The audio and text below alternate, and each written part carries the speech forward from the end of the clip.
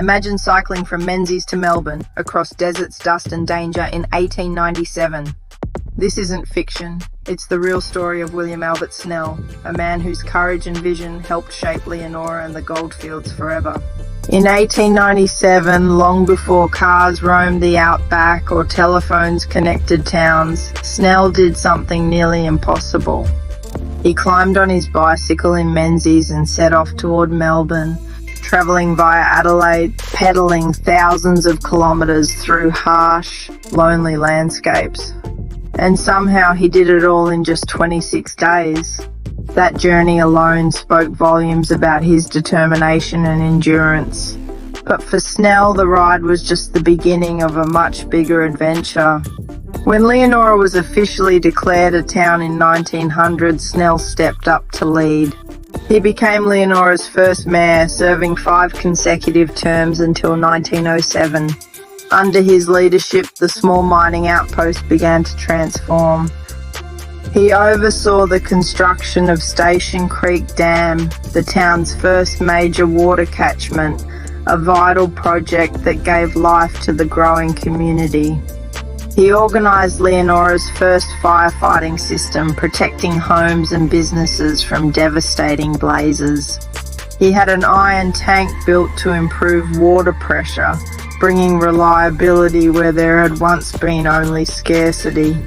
And in 1902, Snell proudly launched Leonora's steam tramway, connecting people and goods across the town with a new sense of progress.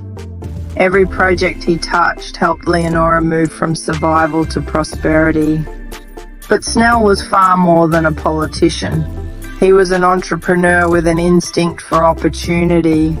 He founded W.A. Snell Company, a store and hotel that quickly became the beating heart of Leonora's social life.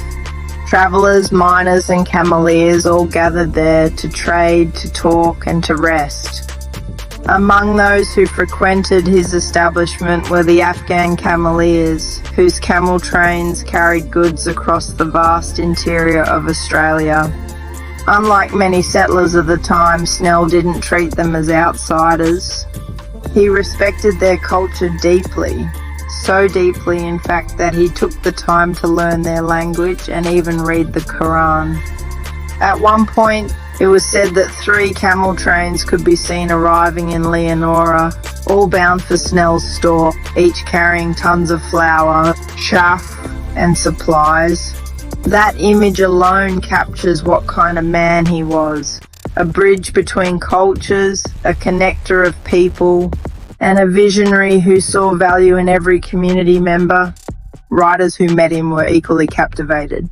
Author Ernestine Hill described him as the outstanding man of the town, intelligent, eloquent, and surprisingly knowledgeable in medicine, minerals, and current affairs. Sir H.M. Barker, who wrote Camels in the Outback, admired Snell's strength and storytelling. He once joked that Snell was a hopeless mate because you never knew what he was going to do next. And one of Snell's Afghan friends humorously remarked, "Mr. Snell, very good man from boots right up to chin, from chin up, no good." That single quote perfectly captures the affection and amusement Snell inspired wherever he went. When Snell finally left Leonora in 1907, his energy didn't fade. He continued working across Western Australia, contributing to new projects and challenges. In 1929, after a royal commission into the beef industry, he was hired to recondition wells along the Canning stock route, a critical job for both drovers and Aboriginal communities. Snell went well beyond what was expected.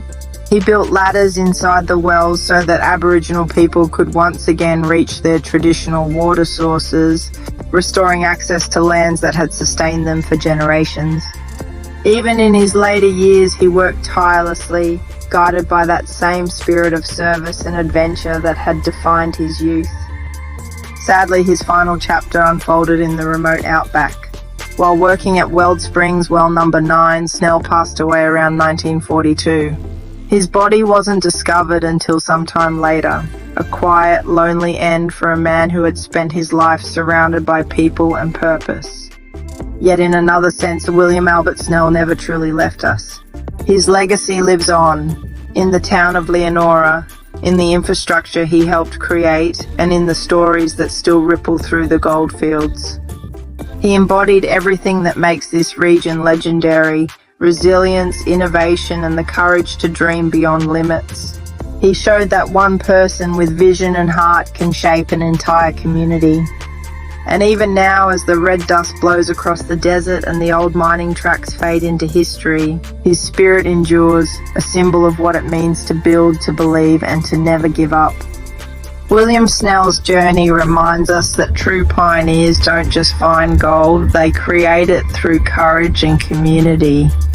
Thanks for watching Gold Rush Gal, sharing the untold stories of Australia's golden past.